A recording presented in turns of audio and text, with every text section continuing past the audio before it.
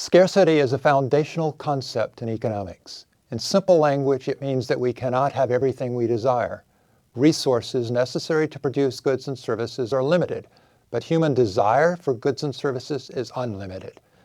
The most important implication of scarcity is that we have to make choices, opting for one thing rather than another. You would like to spend an hour at the gym, but you also need to study. You cannot do both in the same hour. When you make a choice, there's necessarily a cost, the option that you did not choose. If you choose exercise, your cost is an hour of study. And if you choose study, the cost is an hour of exercise. Scarcity is usually explained in terms of different types of resources that are used to produce goods and services. These resource types are land, labor, capital, natural resources, and technology. Take, for instance, a tract of land. It may have potential for use as farmland, or as the location for new houses, or as athletic fields.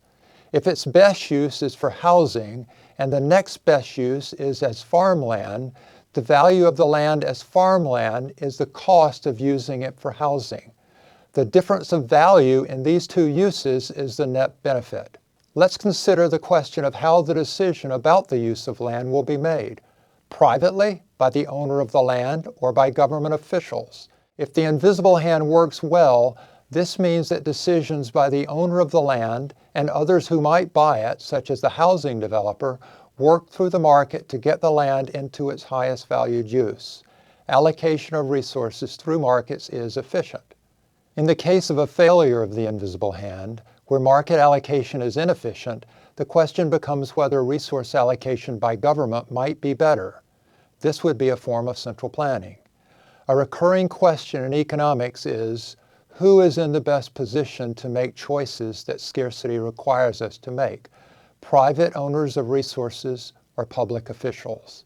In the 1930s and 40s, there was a debate among economists known today as the socialist calculation debate. On one side were socialist economists who believed that the Great Depression revealed deep flaws in a market economy. They argued that socialist central planning would be more efficient than free markets.